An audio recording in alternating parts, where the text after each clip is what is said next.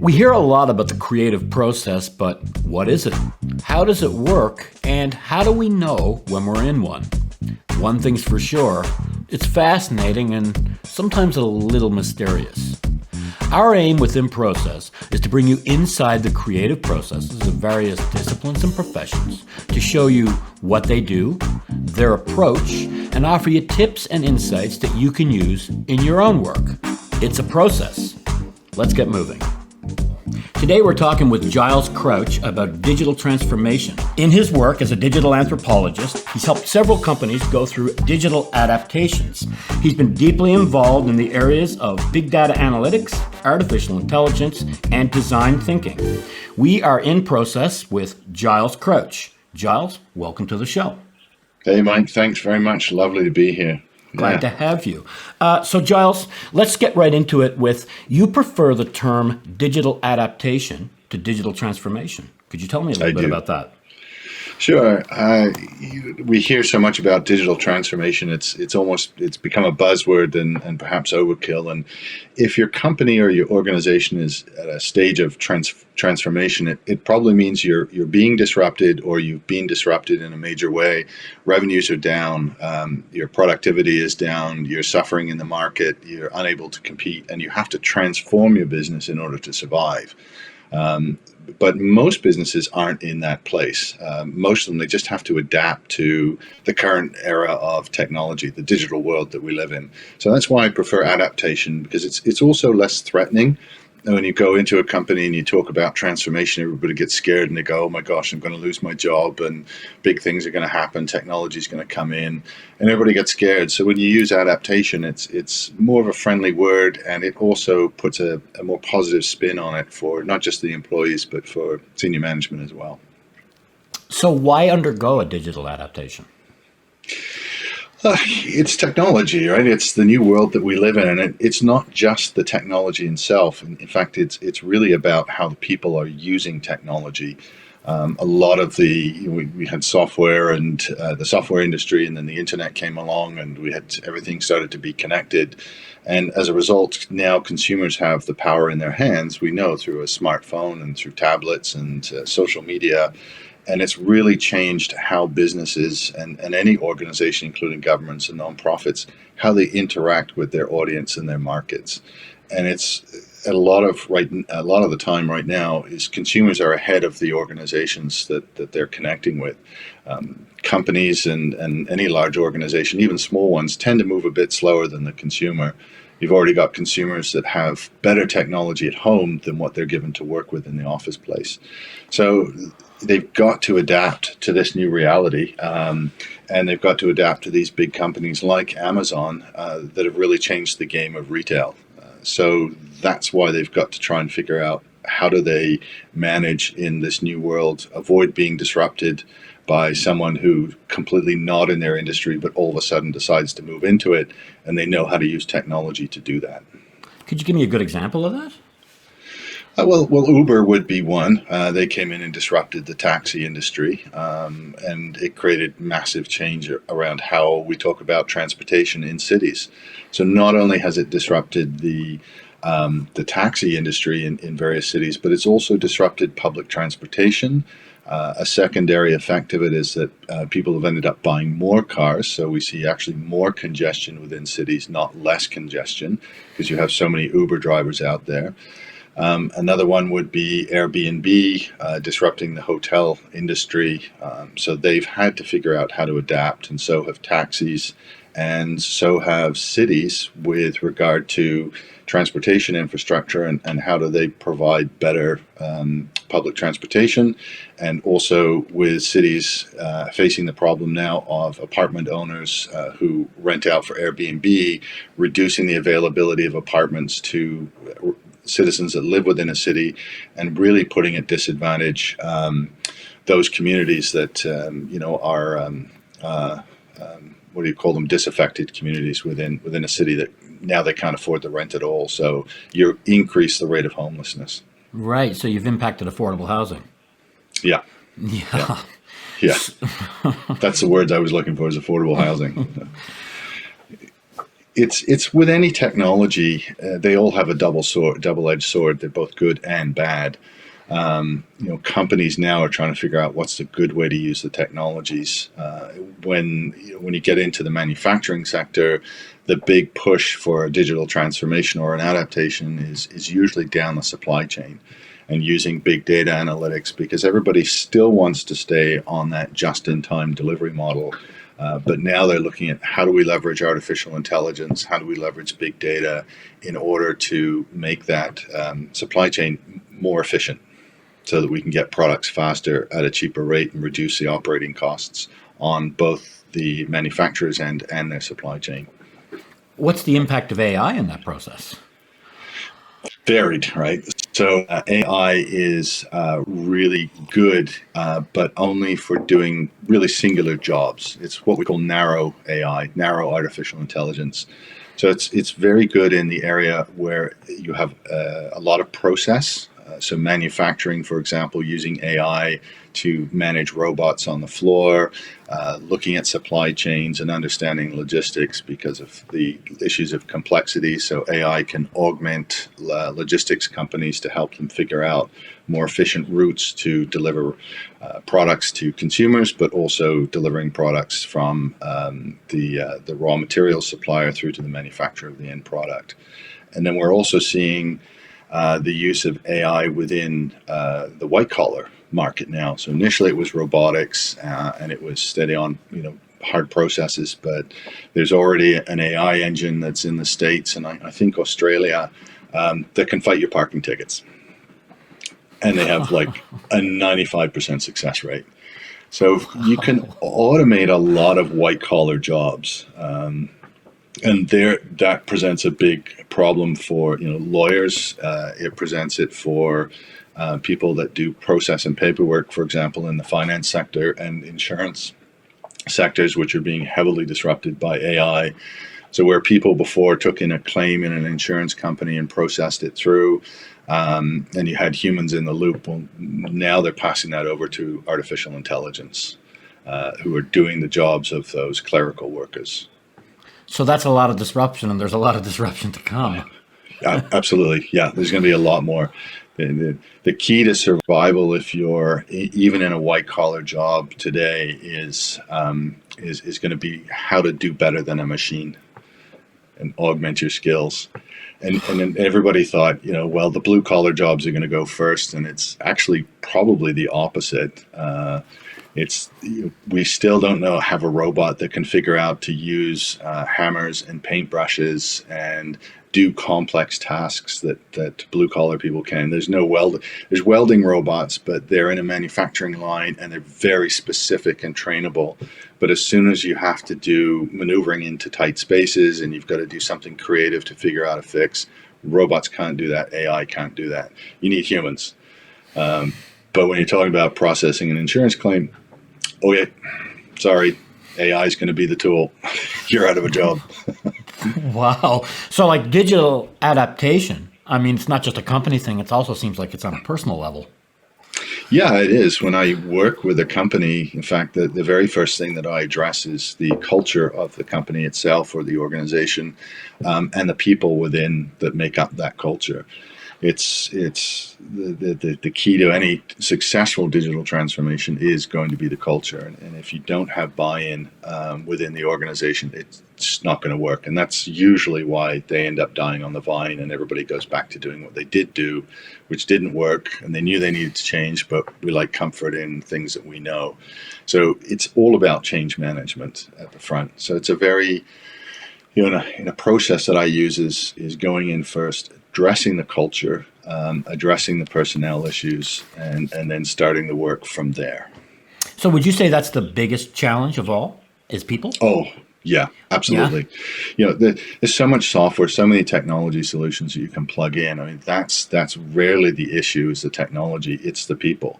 The very first thing that I do in a digital adaptation is an ethnographic study, which is a anthropological study process or research process of when you go into a field site and you've seen all kinds of shows and documentaries about anthropologists that go into a village somewhere in Madagascar or Africa or China, wherever, and they embed themselves in that community for a year or several years and will often return over a period of decades.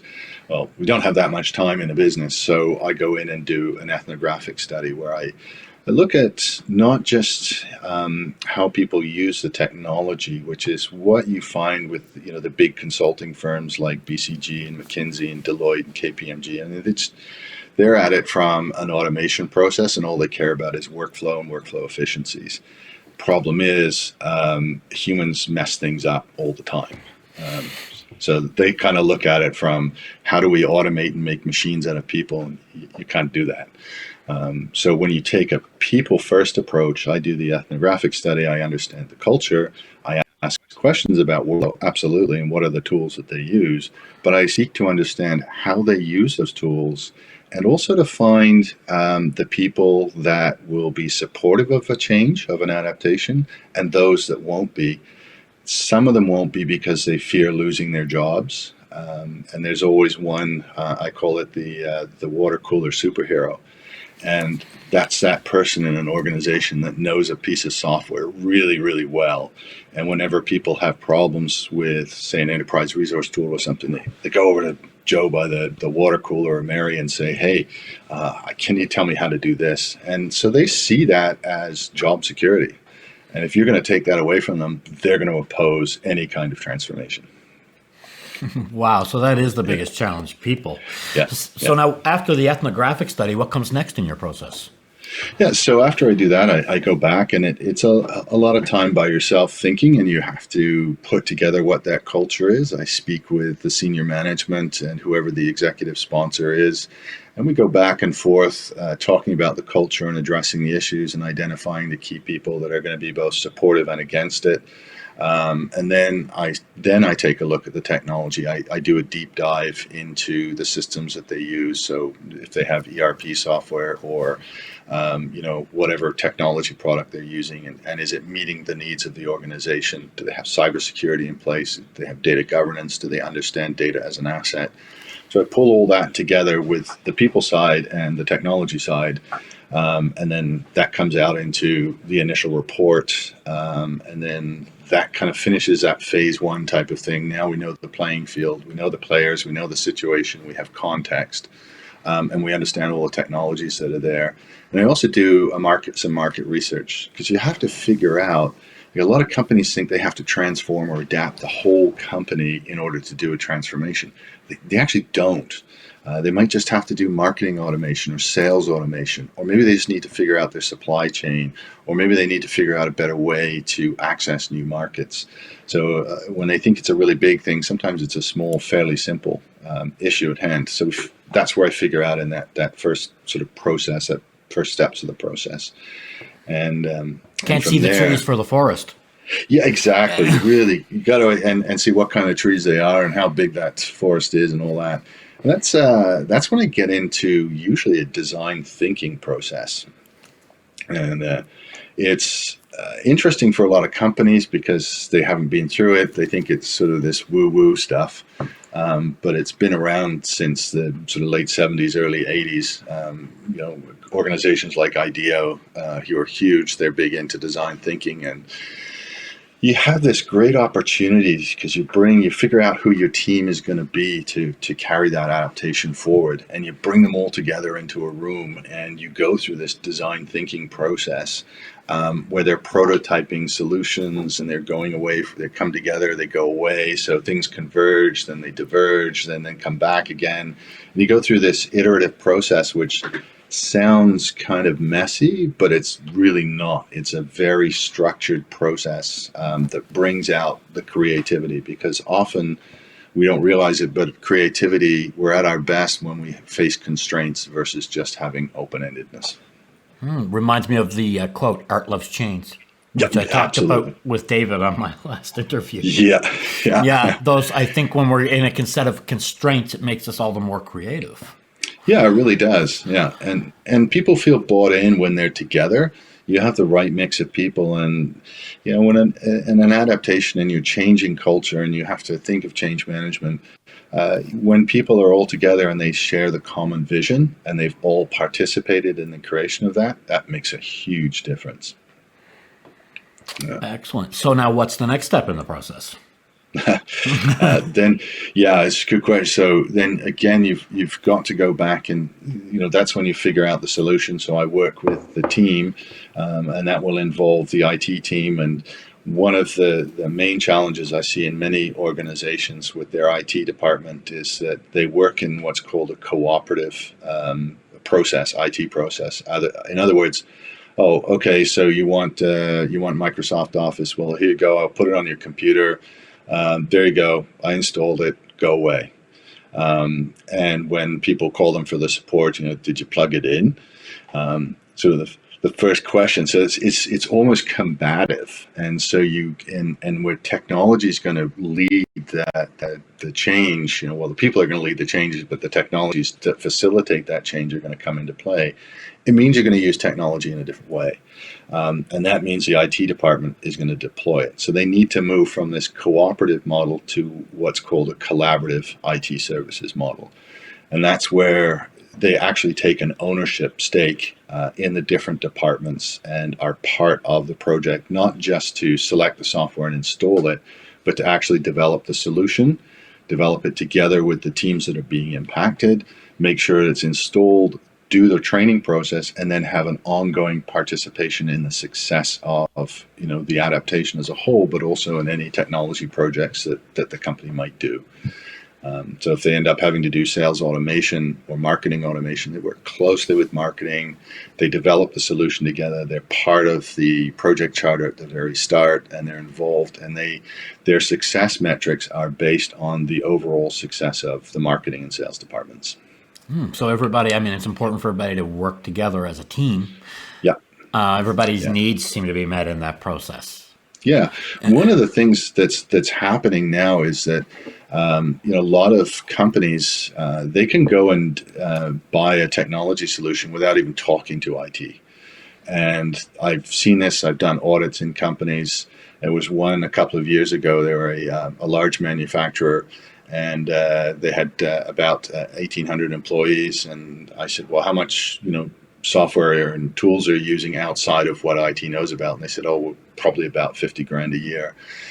So we did the audit, and they were spending over $500,000 a year. Wow. And half of the stuff they didn't use anymore. They didn't even know they were paying for it. Finance saw it coming through, and it was on corporate cards, and they figured, okay, that's something marketing's using or HR is using, and so whatever. It's on their budget. They've put it into their budget every year, and so we managed to cut down a massive amount. So departments and companies are bypassing the IT department because there's this friction between IT, which is seen as this dark hole, and they go in and close the door, and they don't want anybody to knock on their door or talk to them because they're like, I got to keep the lights on. Yeah. Even though they want to work in darkness. Yeah. So you get all these. So it gets like. So you get all this crazy tension going on, and part of what you have to do is to find a way to ease that tension. And part of that is a collaborative mindset. And you've had all silos because for decades, the marketing department didn't give data to the finance or to sales because that was their secret sauce, and sales didn't want to give it to anybody else. And power was in protecting information. And information technologies today are not siloed. Everything connects with everything else. And when it comes out, the first thing an IT person will ask is, well, what are the APIs and how does it connect to this other piece of software or that piece of software? An API is an application protocol interface, which enables one piece of software to talk to another piece. So the very nature of technology is to move, or information technology is the movement of information. So now the silos are coming down, and it's forcing collaboration. And IT folks were never trained to be nice people. They weren't trained in interpersonal communication skills. They're always like these geeks. They hide behind desks, and they're not very sociable, and they were not really even taught how to be. I can't tell you the number of organizations I've worked with where we've ended up sending their IT people off on interpersonal communications courses so they can develop those skills. Yeah. Yeah. And communicate and collaborate with the other departments. Because I could see that, because a sales and marketing person is going to be a hell of a lot of a better communicator. Yeah, absolutely. And you've got clashing personality styles, right? Yeah. Yeah. So when you toss an IT person into the sales department and they're not really good at relationships and they don't really have these great interpersonal skills, they don't know the questions to ask, and they kind of get scared of these salespeople, and salespeople are, they're crazy. I had a past iteration. I ran the marketing communications for a technology company in the turn of the century.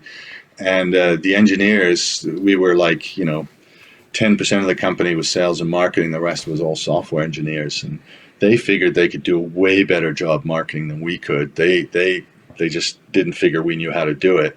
So I actually gave them a product and said, guys, here's a free version of our product. You guys build the product and do the marketing strategy. And they very quickly came to realize that they couldn't do it. That marketing was actually way more complex, and largely because it deals with the psychology of humans and buying. And they didn't understand human behaviors. So, right. But then when they came to us and said, yeah, okay, you're right. And then I had the teams working together. So I had a marketing person actually embedded with the engineering team. They work there 3 days a week. And a couple of engineers would come up and work in the marketing team for a couple of days a week. Profound difference in breaking down a silo and everybody being on the same page for a massive product launch that was, very successful. So to use a cliche, a key part of a digital adaptation process is getting the horses pulling together. Yeah, absolutely. Yeah. You nailed it. And if you can't do that, and it involves clear communication, it involves ongoing communication. You have to figure out what your small win is up at the front. So if you're going to do an adaptation, you have to spend a little bit of time thinking about what could be a small win for a team working together. Something that can be attained within a month or a couple of months that's going to give them a win, that they feel good about what they've accomplished. They've seen the value of the adaptation strategy and the overall plan of where you're going. So they're more likely to remain committed to the long term, because an adaptation doesn't happen overnight. It can take 2, sometimes 4 years for it to see its way through. The executive that sponsors it at the start may not even be with the company at the end of that 4-year period. So you have to have something that's going to survive the stream of the company over the time period and get to those goals with measurable and achievable goals within there. Otherwise, they just fall flat. So now, here's a question. How do I recognize it's time for my company to undertake a digital adaptation? Wow. Okay, there's a good question. Usually, if it's a transformation phase situation, then it's because their sales are plummeting. They're not. Their profitability is falling. They're seeing increased costs on the supply chain side. There's big indicators that say, okay, there's a problem, and usually that is revenue or expenses are going out of control.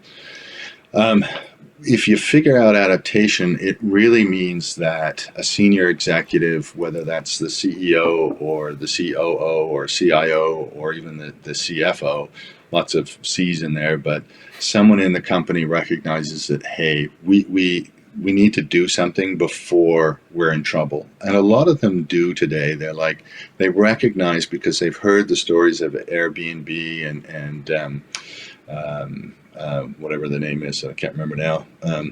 But they've heard these stories, and so it's kind of like the warning signals are out there. And it's happened to me a number of times where a company has said, we know we need to prepare for the future. We know it needs to be more digital. We're not sure what that means or where it is. And so it's a situation of you know what you know what you don't know, and you don't know what you don't know. And it's usually a company that says, we know there's a problem, but we don't know what that problem is or where it is. and we need to adapt. And that's usually, you have to be a company that's forward thinking that way in the first place. Because if you're not and you think everything's fine and you don't want to change, you're not going to figure that you need to adapt because you figure you're okay. And usually businesses that figure that are the ones that go out of business. I think a Blockbuster. Yeah, exactly. Yeah. Everybody's going to keep their DVDs. So download off the internet. That's crazy. Yeah. The first warning sign for Blockbuster should have been when Apple stopped putting CD drives into their laptops. That should have been the first signal, to them, is because, that's what you got. I remember traveling all over the world, and I'd usually take some DVDs with me to play on my laptop, and then all of a sudden my laptop didn't have a DVD player anymore. Right. Yeah, and it was very sudden. Yeah, it was very sudden. And then lots of other manufacturers followed suit, as they typically have with Apple. Yeah. Wow. So I think as an employee who's in a company that's undergoing a digital adaptation, it can sound very intimidating. It sounds a little scary because it's change. Any advice? The first thing that an employee tends to do is sort of go, oh my God, my job's going to be out of the way. And they get scared and they start sort of asking questions, and they'll typically do a couple of things. One is they'll retreat inward and try to find ways to reinforce and validate their existing job and how they do their job, and they'll start basically pushing to the senior manager or the executive that's in charge of trying to justify their role, or they'll go away and they'll just sort of shut down, and they'll start looking for jobs at another company that's maybe not going through all this. And other employees, they'll embrace it, and it depends on the mindset. But I think for most employees, it's not something to be afraid of. Usually the objective of the company is not to replace employees, but to actually get more out of the employee. So if an employee can look at it and say, okay, part of my job is going to be automated, but not all of my job, and what else can I do? What skill sets can I go out and look towards? So if I'm in the marketing department, I might say, well, you're going to get marketing automation. So maybe I should go out and learn about marketing automation tools and inbound marketing and digital marketing and all this kind of stuff, that the skills I don't have, get those skills, and I'm going to be more valuable to my employer. And a lot of the employers, if they're good, the managers will say, okay, we recognize that some of these people don't have the skills, so we're going to upskill them and give them the training course. So you kind of have to judge it as an employee. In some cases, if it really is automation and the signals are there, then, well, you might have to dust off your resume and start looking for an alternative. But most companies, and I'll reference Jim Collins, great, brilliant author. He wrote the book Good to Great. And he made the analogy of, employees are on a bus. And you've got them in these seats, and then you do this adaptation, and you realize, some of these employees are on the wrong seats on the bus. So you move them around in the seats, and then it figures it out. What you may realize in that process is some people, there's just no seat on the bus.